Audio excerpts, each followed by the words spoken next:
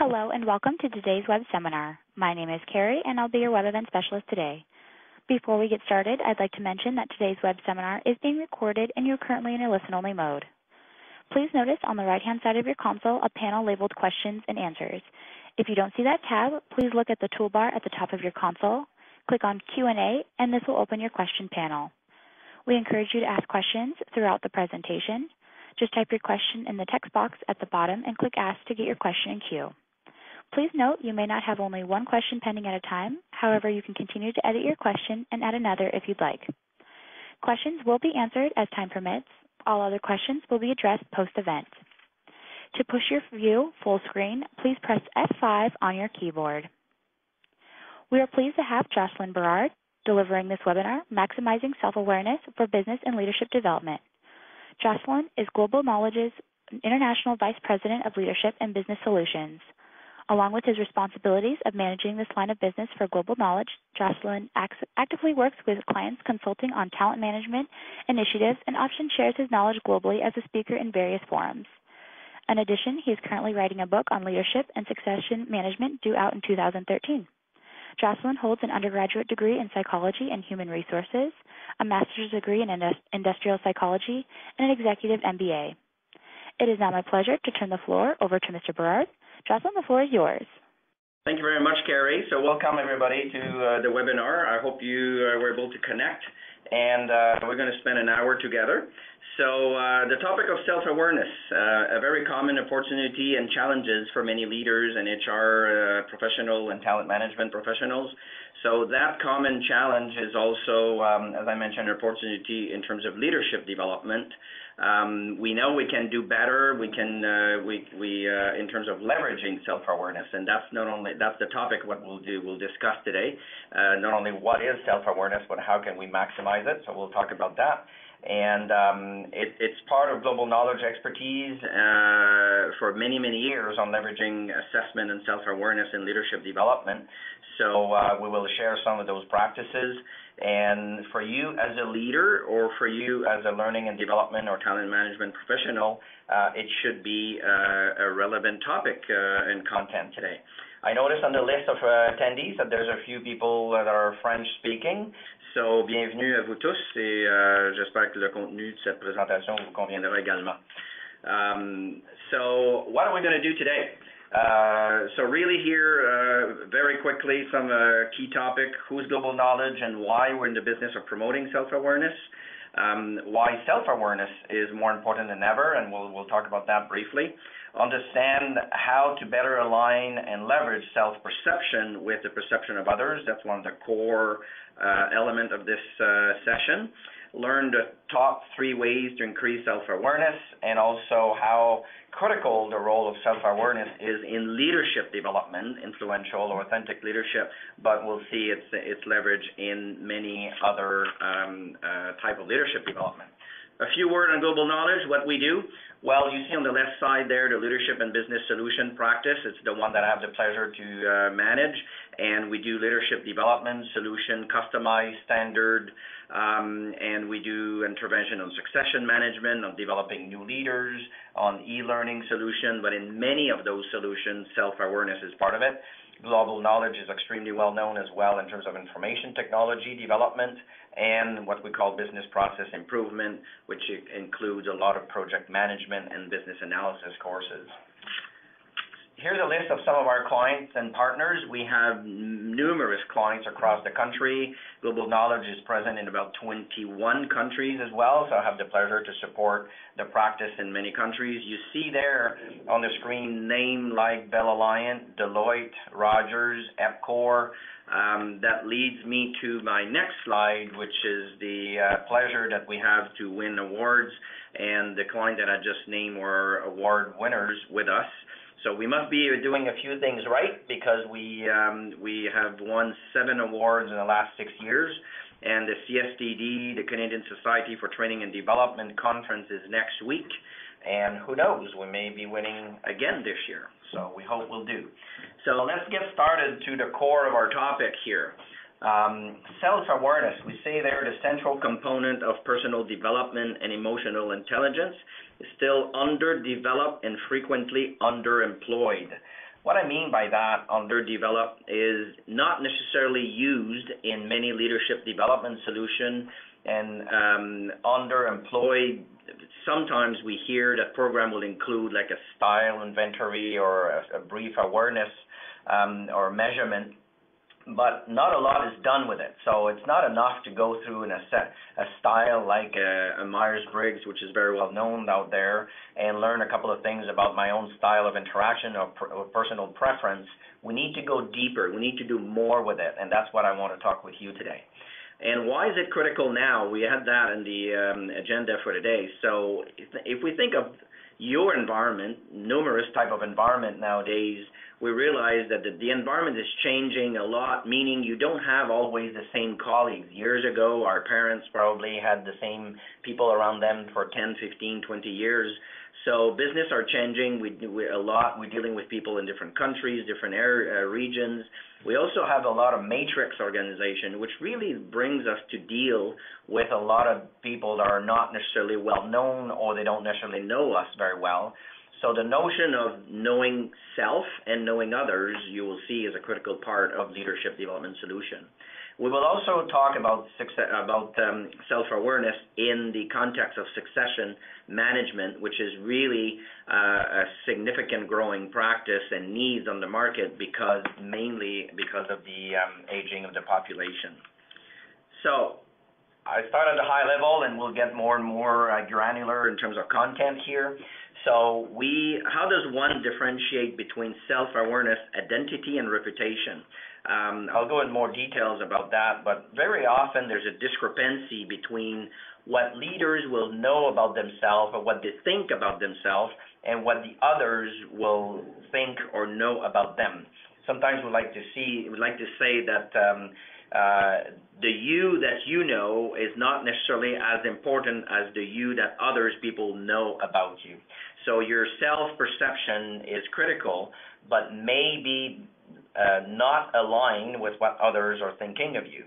Sometimes we even see leaders that where we like to say there's some self-delusion there, where people, especially senior leaders, which will have been very successful, high self-confidence, and will go through success after success, and being self-confident, not necessarily being very perceptive of their environment, will develop an awareness of themselves that is not necessarily accurate, and we need to take care of that in order to avoid derailment and improve their performance. And we just tried to portray that a little bit with the image here of is it so cumbersome or complex as we see on the right side, or am I thinking that I'm really a champion? So let's see how we can align the two a little bit more during this presentation and this session today. The other thing we want to make sure we bring here, we say, how does one improve self-awareness and use it in development of leadership and changing behaviors? Bringing self-awareness up through measurement and assessment, as we will talk today, is not enough. It's not because that you look at yourself in a mirror, which brings up your self-awareness about your look, that you will look better. So we need to have self-awareness, but we need to do something. We need to continue to work after the self-awareness. I'm sure that probably a lot of you have either attended a sports session in order to improve your golf game or your tennis game, or maybe you wanted to learn another language and you went through some sort of testing at the beginning. That doesn't make you better. It just determines your needs and specifically what you have to work on. So we need to accompany the self-awareness with development solution, and we will talk quite a bit about that today. I was just talking last week actually, I was in British Columbia and meeting with a vice president in a corporation, and she was saying that a few years prior to her arrival, all the leaders went through a 360-degree assessment or multi-rater survey, but nothing was done with it. No debrief. It was just the reports were sent to people, and even more importantly, no learning or development solution came with it after. So the results was just worse than if would have done nothing, because people can get hurt. People may wonder why people said that about me. So doing raising self-awareness through assessment is not enough. It's just the beginning of a development solution, and we'll see how we can match the two. Let's talk a few concepts before we get into the notion of self-awareness and how to increase it and use it in leadership development. Three concepts here: notion of self, self-esteem, and self-awareness. The concept of self, we say here, amounts to the perception and knowledge that we have of our physical, intellectual, and social competencies. So there is really, it's the notion of self. And by the way, if you think of anything here for your kids or your young adults, teenagers, those notions are extremely important, not just for you, for us adults at work. So the notion of self. Then the self-esteem really referred to the value judgment that we have about physical, intellectual, social competencies. So it's really an evaluation, a judgment that we have about ourselves. But the notion of self-awareness is how conscientious, the conscientiousness and understanding of our individual personalities, values, system, belief, and all of that. So one is the self-esteem is the judgment part. The self-awareness is, am I aware, am I conscious, do I understand those elements? So let's see what we can do with that. But before, the reason I put a reference slide there, you may say normally a reference slide or material would come at the end, but I put it there because I want to, I'm a strong believer that it's not just what we practice here at Global Knowledge, but is what's going on out there. Who are the research, the organization, university research papers published on the topic.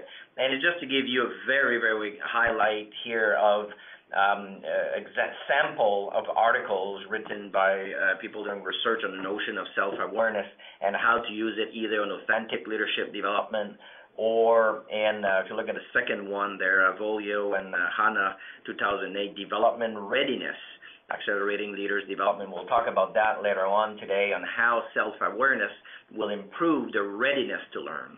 So those are just good reference that you can find out there, and there's many, but there's a whole scientific body of research behind the notion of self-awareness in the leadership development. I'm using quite a lot of those in the book, actually, where each chapters of my book, we're doing a literature review, and that really brings me to realize how much there is out there, and we need to be able to capture the essence of some of those good research and bring it in our practice in our own organization. So, one question, two answers. Here's a good question. What is that one is aware of when one is self-aware? So we can say, well, self-awareness, we need to improve self-awareness, but what is it that we need to be self-aware of? And that question came from a great article published by Robert Hogan and Rodney Warnfeldt, and we'll talk a little bit about the Hogan Personality Assessment today. So Robert Hogan is the father of these assessment tools, and I had the pleasure to work with Rodney a few years ago as well. So brilliant article and a great question to ask ourselves. So really, there's two type of answers we can say there. We can be aware of your identity, your own how you think about yourself and how you evaluate yourself, how others think of you. And it may sound basic, but it's surprisingly important and significant when we work with leaders and how to develop them. So there is a necessity really to make sure that there's an alignment between the two, the self-view, the inner perspective, and the outer perspective. And in fact, what we need is self-awareness of both. And that, until now, I only talk about self-awareness, but in a couple of minutes we'll talk about how do we develop influential leadership or authentic leadership, especially influential leadership, is really not only know about themselves, about ourselves, but we need to develop our ways to understand others and have awareness of others as well. So that's critical, and sometimes this inner perception or outer perspective, inner-outer perspective, may be misaligned, and we need to talk about that. That's what I wanted to portray on that slide here.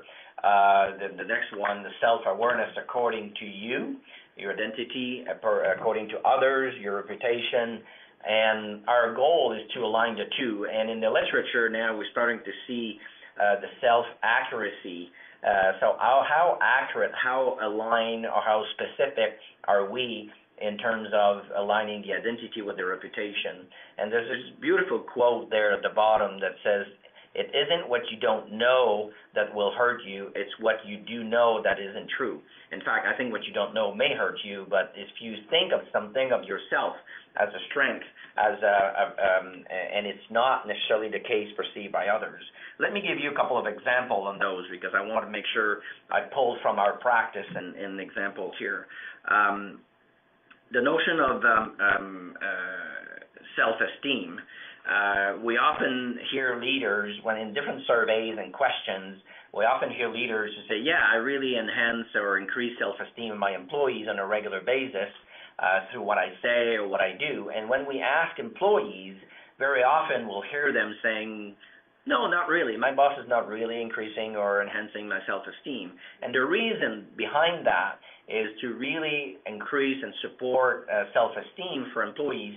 We need to be specific in the feedback we provide. So just saying somebody, yeah, you're doing a good job, that's okay. There's nothing wrong to say that. But what we teach in our feedback practices and leadership courses is learn to be specific and honest so people remember more. So if I say, Sarah, you did a great job in preparing the event, all the plan was there, the details were there, and that ended up being very a success and everybody felt confident. Well, that's more likely that the person will remember that than if I just say good job there. So the perception of the leader are saying, yeah, I'm doing it, but the employees are not necessarily seeing it or remembering as much because the comments and the feedback of leaders are not specific enough. Another reasons for lack of alignment or lack of accuracy in terms of self-awareness is often related to some of the personality traits, and I'll talk a little bit more about that at different moments in the session today. But a typical situation where we look at derailers, personality traits now have been demonstrated that some of them are deemed as enablers and other personality traits are potential derailers. And one of them that we measure is called imperceptive. And I just happened to work with in a succession management initiative recently where one of the VP on the scale of imperception or imperceptive was at the 95th percentile. And not surprising, but in the feedback that I was giving, his reaction was, well, I'm really surprised to see that result because I don't see it. And if it would be a live audience, I probably should hear you laughing at the moment, because if we tell somebody who's at 95 on imperceptive and the reaction is, well, I don't see it, well, there's something quite ironic about it, but seriously, and the true reality is this VP, and it's somebody in a significant role in an organization in terms of production, doesn't realize that he's making all sorts of moves and decisions and actions that are not aligned with his peers or doesn't involve his boss, make decisions with international operations that are not necessarily supported locally. So it creates all sorts of issues around him, and then it backfired, but he didn't realize, doesn't see it. So that's the typical issues with some of those derailers when people are seeing it here in terms of as I mentioned, people that are imperceptive, they're very even-keeled. They'll be really all sorts of qualities for those leaders as well, but they don't see it. So we need to raise their attention there, and that's a good example of the quote at the bottom of this page where somebody doesn't see it or think they're fine, but that's not the case. So we need to raise the self-awareness, then work with them. I also wanted to bring an old concept here, an old friend. So for those of you that are in leadership development or training and development or anything like that, you must have seen the Johari window. That's a very, I don't know how many years it's been out there, but the authors of that model really put it there to say, here's what happened when you think of awareness. And the way that when that model works, you see at the top there, is it known or unknown to self, or is it known or unknown to others? So there's really a 2x2 grid here. So if we would take a leader in terms of their own perception, if I know about it, if I know about myself, which is the top left, and people know about it. As an example, that may be a strong business sense. A leader may have a strong business sense, being very strategic, communicate well, and she knows it, other people knows it about her, so that's in the open, so that's fine. If you go to the right, it's unknown to self, but known from the others. It's called a blind spot, and we see that very often when feedback will come from a 360, a multi-rater survey, or any other type of assessment. People may not realize that their excess of self-confidence and their success in their career lead them to be arrogant, or a very high ambition for leaders with very high social skills will lead them to be, will have attention-seeking, their potential derailers. So sometimes people don't realize that about themselves, but others will see it, and we need to help them to realize that. At the bottom left, it's something that I know about myself, but it's not necessarily known by others. And some example of that, I've been working with a few leaders where they try to hide that, but in fact, internally, I have a couple of examples in mind where the leader was highly sensitive, really did not want to hurt anybody else, and actually have a high need for approval, high need to be recognized and approved by others, which lead them to not necessarily address performance issues, will sugarcoat when they give feedback, but they don't say out loud to say, I'm really sensitive inside and I'm really concerned about hurting others. So it's known by them, but it's not necessarily known by others. What the others will see is that you're not addressing performance issues, or you're not giving the tough love to your employees here.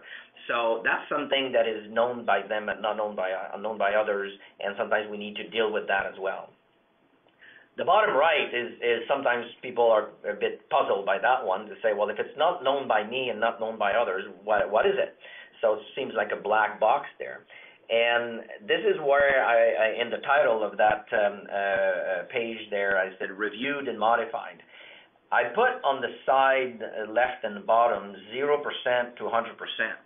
And what I wanted to convey here in terms of message, there's not necessarily a measurement of percentage, but when we just take your higher window as it is, it seems that either you know it or you don't, or others know it or they don't. But the reality is not exactly like that. I may know a little bit about it because I work with you occasionally, or I may be somewhat self-aware, but not necessarily all the details of consequences of my behaviors and traits.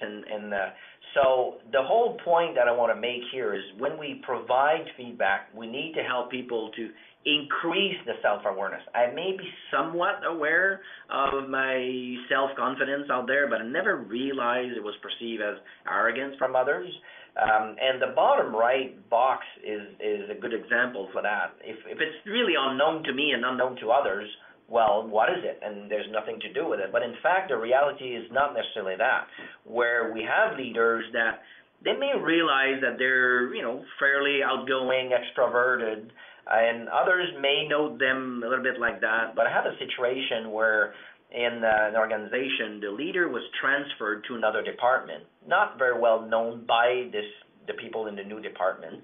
And he was a very strong leader, very jovial, very out there, extroverted, entertaining. But the negative side of that is very attention-seeking and will take a lot of room in a meeting and take a lot of airtime. And people started to realize that when I ended up assessing him and providing feedback. So it was somewhat known to him, somewhat known to the others, but not really. And then when the feedback happened, it just happened to help him and help the leader in this new department to really understand what was going on and what to do about it. So the higher window is sometimes not well used in a sense. It's a bit on the surface. What I wanted to bring here is more to it, and it helped people to go deeper in their own self-awareness and perception from others as well. So we keep talking about self-awareness, and providing feedback. So what is it that we should provide feedback on when we develop leaders? And here we say the profile of a leader, or the triangle of truth. So there's really 4 components, in the profile of successful leaders, or in the profile of any position actually, and I want to talk about those briefly so it leads us to what to do in terms of self-awareness. If you think of what it takes to be successful as a leader, you have your knowledge, your expertise, the knowledge of your systems in your organization or your product, or maybe the regulation of your environment, of your highly regulated industry. So what are the knowledge that you have? What experience that you have? And not just talking about the number of years here, the type of situation you've been exposed to, the type of situation you've been involved. So what all those experiences you have acquired over the years. It takes competencies, obviously, so communication competencies, coaching, influencing others, presentation skills, all sorts of competencies like that. And we just talked about personality traits. So really who you are. So knowledge is what I know, experience is what I've done, competencies is what I can do, and personality traits is really who I am. So when you look at those four components, you have a holistic view of a leader. So that really helps us to say, okay, now what do we do in terms of assessing a leader to provide and improve self-awareness? So 3 ways to increase self-awareness on any of those components that we just talked about, those 4 components. So 3 ways to increase self-awareness. Self-evaluation and observation. Sometimes, and I'll talk a little bit about that at the end, but in our leadership program, we often have a form, a questionnaire that will help people to self-observe and think about their own practices. In a multi-rater survey or 360, there's always a self-evaluation as well. When we work with clients, and I'm strongly recommending that to you if you don't do it, when you do performance review, make sure the employee that you review the performance will do a self-assessment prior to the discussion. So those are just ways we can use, but regarding a self-evaluation, but that's not enough.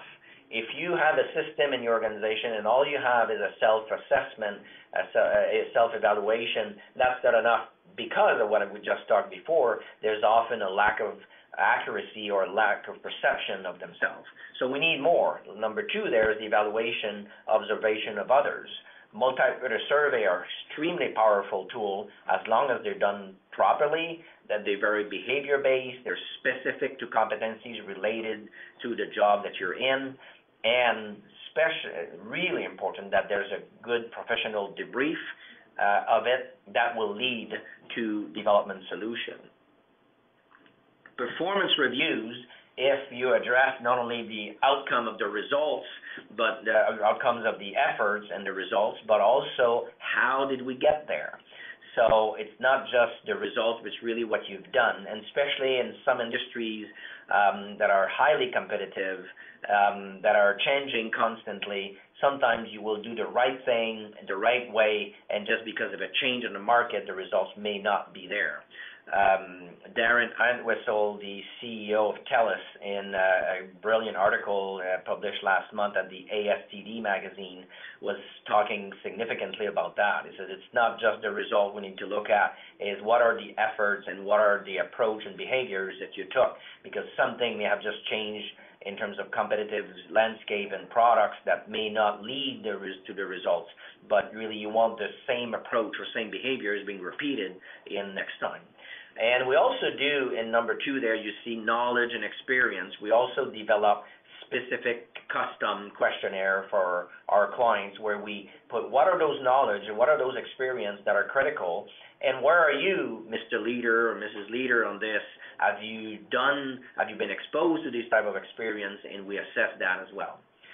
In order to complete the self-awareness, and we also can pull from objective evaluation, and I mean by that validated psychometric assessment, personality traits assessment like the Hogan, like the OPQ, a good one, interaction style.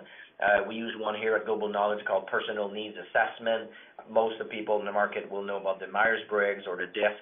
Those are proper assessment in terms of interaction style. And some assessment tool out there specifically to some competencies like sales or leadership, like the tool called the Predictor out there is a good sales tool, a good assessment tool for sales competencies. So how can you increase self-awareness of leaders or non-leaders? self-evaluation, some methods that we have there, evaluation of others, and objective evaluation. And a combination of the three is highly powerful. So now, let's transition slowly here to how do we leverage self-awareness to improve leadership. And those four components on that slide are also part of one of the articles I was referring before. We talk about self-awareness. We also need to make sure it's transferred into self-management. So once I know about my own derailers and competencies and capacity, my style, how do I manage myself better, let's say in terms of emotional management or in terms of communicating with others.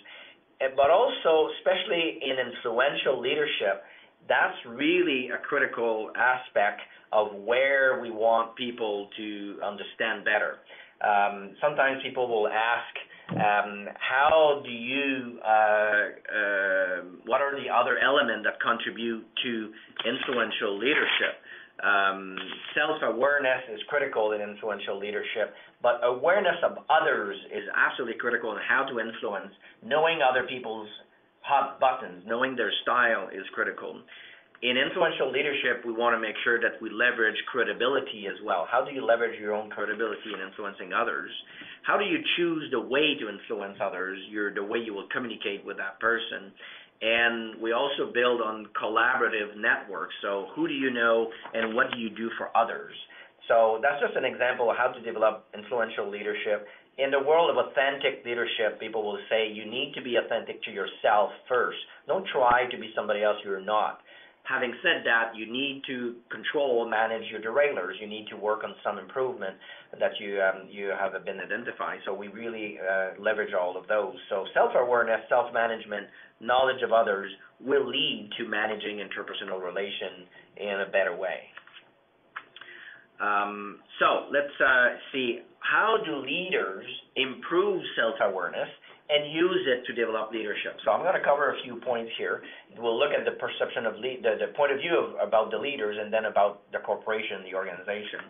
So diagnostic before prescription, I think I talked about that before, but it would certainly never happen to you. I hope that you would visit a doctor or physician and they would come up with a prescription before doing diagnostics. So we don't want to throw leadership or development solution out there before having measured what the needs are and raising self-awareness of that person.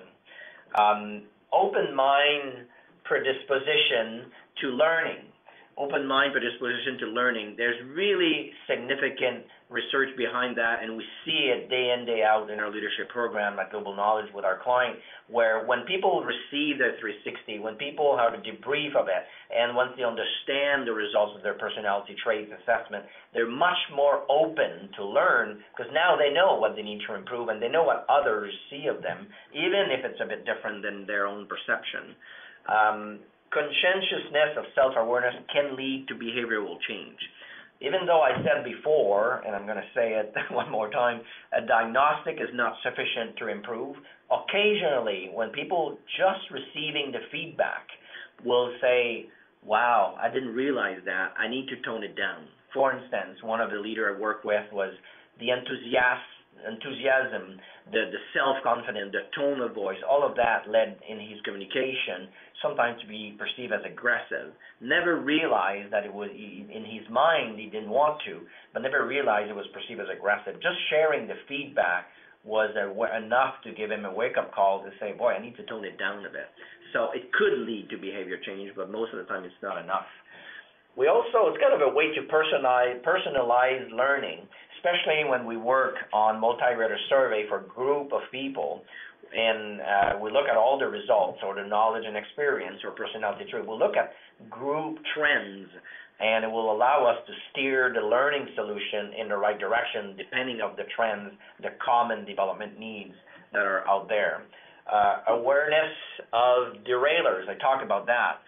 There's really a necessity for leaders to understand what are those risk factors. That's really derailers or risk factors for leaders, and very often they don't realize that or don't know enough, especially that a lot of derailers come from a good thing. Arrogance come from an excess of self-confidence. Attention-seeking come from somebody who's very entertaining. So we need to look at those. We need to help leaders to know about those. And providing material to leader and coach. When we do an assessment like that, and the leader of that person, so if I give feedback to Sarah, but her leader doesn't know about the results, so I need to provide the results, the assessment, to the leader or an outside coach, and to give them material to really coach them, work with them, and support them in their development. And another view of self-awareness, and it could be another webinar in itself, but the organizational diagnostic. Because so far I always talk about personal self-awareness.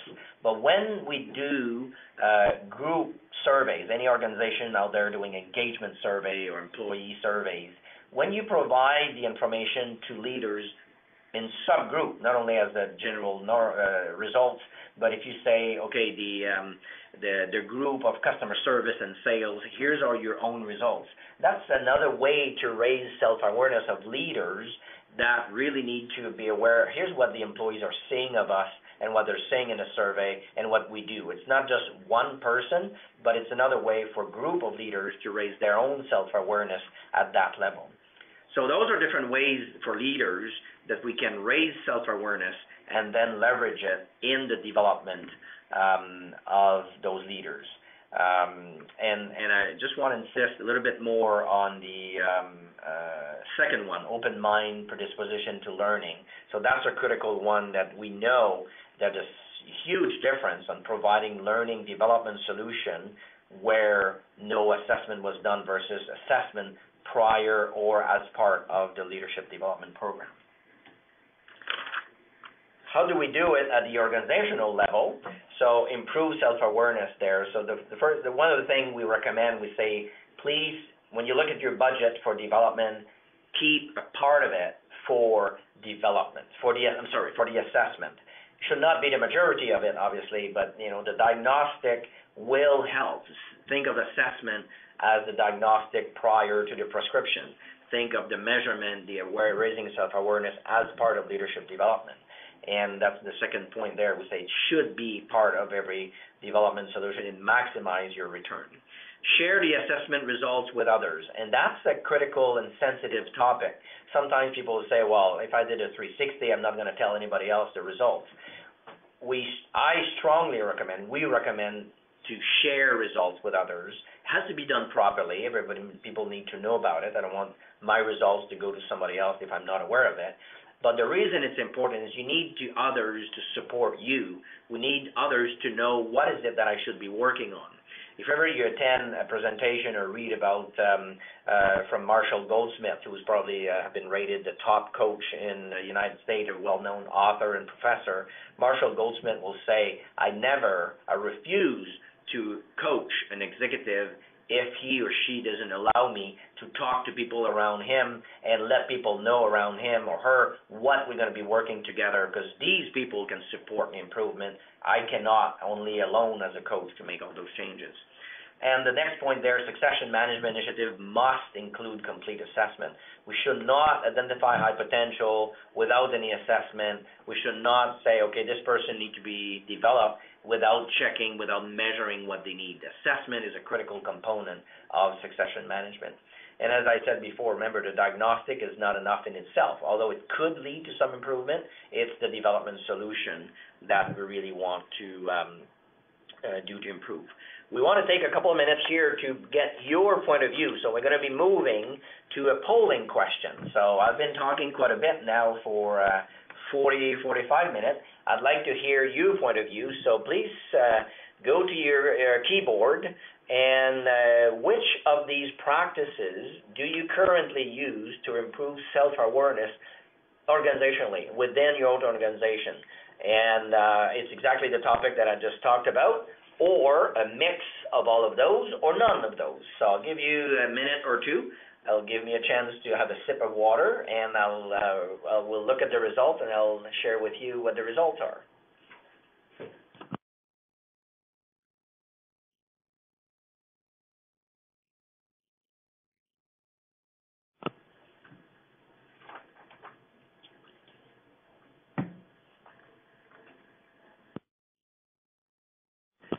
Okay, so we seem to have a trend here. I think you're seeing some of those trends on the screen. So a mixture of all of the above is 44% of you out there. But what I think is interesting is the none of the above, 26% of you, 10% saying we use some of your development budget in terms of assessment. But it's really interesting to see that in still a good amount of organization are not using any assessment or any of those approaches to improve self-awareness. And I'm not surprised, actually. I like the fact that 51% now think that there's a mixture of those approach, but it's still fairly common out there to see that there's not enough awareness. And it would never come to mind to somebody to go to a fitness program without having an assessment at the beginning, or, as I said, meeting a physician without a diagnostic before the prescription. We should think like that in terms of talent management as well. So let's come back to our presentation, and I think I have my great colleague Sarah here, and I think we received a few questions, although I want to wait at the end to take them. I think there's one that you identify as very relevant here, and we're going to take one question. Yes, so Sean has asked, what is the risk of organizations not including the promotion of self-awareness strategies into their learning curriculum? Okay.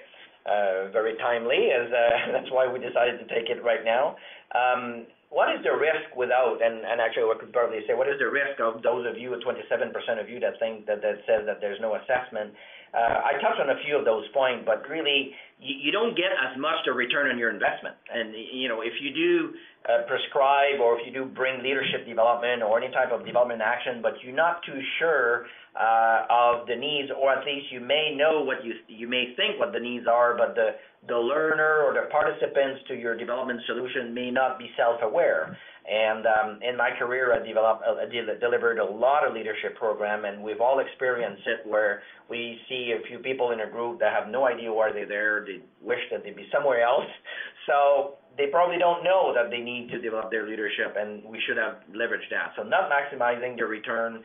You may not get all the right solutions, especially when you do at the group level and a measurement. It will lead to a better development solution, or at least more customized. And getting the buy-in, as I said, about the learner.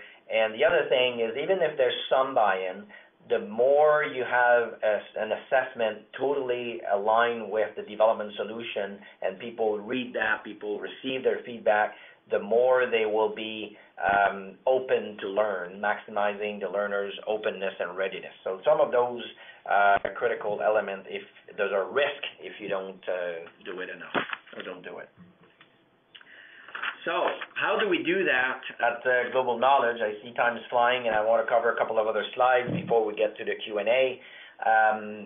What's our approach? So embedded in core off-the-shelf curriculum, one of the approach we have is to develop programs that are standard version, and then we customize them for our client. But it's just those example of program here. We have a program called Active Leadership, another one called Communicate, Motivate for Full Engagement, Think One. Those are all leadership programs that are leveraging multi-reader survey assessment and a style inventory. We call it here personal needs assessment.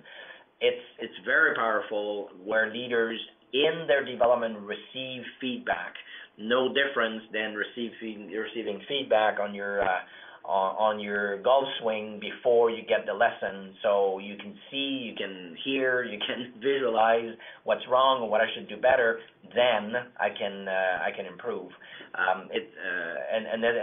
Another way we do that is when we have a program on presentation skills and we videotape people.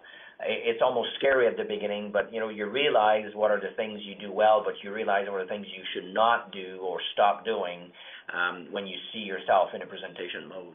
Another things we do that I think is extremely powerful, core self-awareness courses. There's two programs we have here, one called Personal Needs, another one called You Now, and they're completely dedicated to debriefing, multi-reader surveys, and personal needs or style, interaction style inventory called Personal Needs Assessment. So, and very often we'll position those at the beginning of a series of leadership programs. Custom developed self-awareness and assessment. Remember we talked about knowledge and experience? So there is really critical element here for leaders, especially in succession management, to be clear on what are those knowledge that I have somewhat at a certain level, but I need to improve, or the type of experience where I've never been exposed or very just rarely been exposed. And when we look at those, it really truly drive development solution, not courses only, but how should I expose that leaders to certain experience, like dealing with a regulator body out there, or dealing with organization outside of my own organization, like vendors. So we need to identify those. Another way as well we leverage self-awareness and maximize it in succession management is by using personality traits like the Hogan personality assessment, where we look at derailers and enablers. We have developed through a research initiative here a proprietary leadership potential assessment. So we really look at it's called the Leadership Potential Index, where we look at characteristics that are predicting the potential for leaders. So those are ways we have to increase self-awareness and leverage it in developing the leaders. So we're getting towards the end of our time here, and I just want to say a couple of things, and I think we have questions. Sarah, you can see if you have some questions. I probably won't be able to answer all of them, but we'll be able to take a few.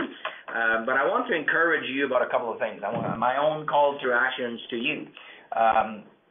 You will receive an email where you will have a link for the recording of that webinar. So if you enjoyed so much that you want to share it with somebody else, so feel free.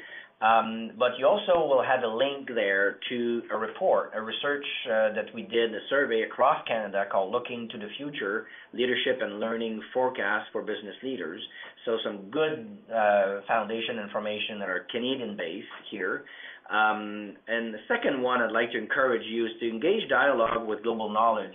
We have people here that will be more than happy to be in touch with you and discuss with you how can we help you as a leader, how can we help you as a training and development or HR manager or talent management development expert in increasing the power of your leadership solution by leveraging self-awareness. As I said right at the beginning, I think it's underemployed, and we can do way more and better in terms of self-awareness. If you want to read a little bit more, we will put out there as well a link with a blog. I just wrote a brief article called The Power of Self-Awareness, and we'll put the link there. It's on our website, and it will give you a little bit of a description, a little bit as I did today, on what is this notion of self-awareness and how to use it in developing leaders for yourself or for people in your own organization. So, Sarah, do we have questions that we could answer? We still have about 7 minutes here. We can pick up maybe one or two. Certainly. So our first question is from Kim, and she asks, you mentioned that you have a book coming out next year. So can we expect more of the same topic in your book? Is it something different? Good question. I probably have 2/3 of the book done at the moment. So the book is called Accelerating Leadership Development, and there's about 1/3 of the content on succession management approach and practices, and about 2/3 on leadership development.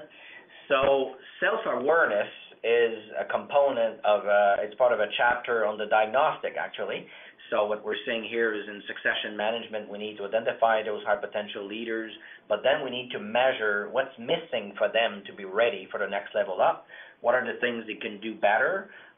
What are the things they have not been exposed to? So the whole notion of self-awareness measurement, or call it diagnostic, because in fact what we do is we use assessment tool, like a physician will use all sorts of measurement tool, like measuring your blood pressure and so forth, and providing the information to the leader, because you don't want to do measurement without providing it to the leader. So I will talk quite a bit about that in the chapter, but on the chapter on diagnostic, but the rest of the book is very focused on all those different competencies as a leader. How do I communicate more effectively? How do I motivate others? What are the ways I can influence better as a leader? So it's written in a way to help leaders, not just talent management expert, but help leaders on their own growth. And it's being published by Wiley under the Josie Bass brand in September next year. Other questions? Great. Yep. We've had a question. Do you share the results of this 360 to the employee and their manager, or to the others that have also contributed to this 360? Good question. Good question. Here's what I strongly recommend. And people need to be comfortable doing it. So you don't have to share the whole report. And when you do a 360, depending on number of competencies in question, you receive a report that would have something like 15 pages maybe. You don't need to give the report to everybody else. And sometimes there's a lot of comments in there that you're not necessarily comfortable to have everybody reading it. So what I normally recommend is, what are the highlights of your assessment report? And that's what you do in the YouNow session, or we do one-on-one with leaders. What are the highlights of the positive feedback? What are 2-3 things that seems to be coming back in the feedback that you should be working on? Share those positive and 2 or 3 points for improvement with the people around you that you feel comfortable, and you can say, "Here, thank you for the feedback. Here's what I received. There's a few things that you seem to be appreciative. Thank you for that. Here's a couple of things that I should pay attention, and I'm going to be working on that."